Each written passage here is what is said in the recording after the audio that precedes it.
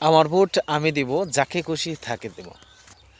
যে আমি যাকে ইচ্ছা তাকেই দিব, কিন্তু আমার ভোট আমি দেওয়ার ক্ষেত্রে একটু খেয়াল করব যে আমার ভোটটা যেন ভুল মানুষকে দেওয়া না হয়।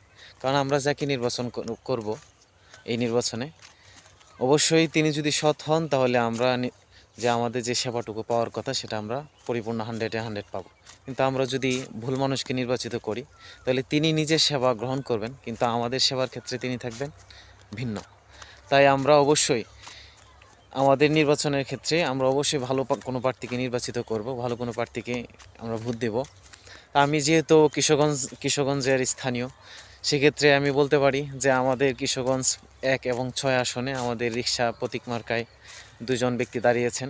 ওনাদেরকে যদি আপনারা ভোট দেন, আশা করা যায় যে ওনারা যেহেতু আলেম সেই হিসাবে ওনারা খেয়ানত করবে না। যতটুকু আমার জানা যে একজন আলেম হিসাবে তিনি খেয়ানত করবে না। তাই আমরা ইনশাল্লাহ চেষ্টা করব যে আমরা যেন রিকশা প্রতীক মার্কায় যেন ভোটটা দেই। তাহলে এর মাধ্যমে দেখা গেছে যে আমার ভোটের কারণে হয়তোবা তিনি জয়ী হয়ে যেতে পারেন, আর এর জন্য আমাদের সমাজ ব্যবস্থাটাও পাল্টে যেতে পারে। তাই আমরা ইনশাল্লাহ আমাদের ভোট রিকশা মার্কায় দেব, এই রিকোয়েস্ট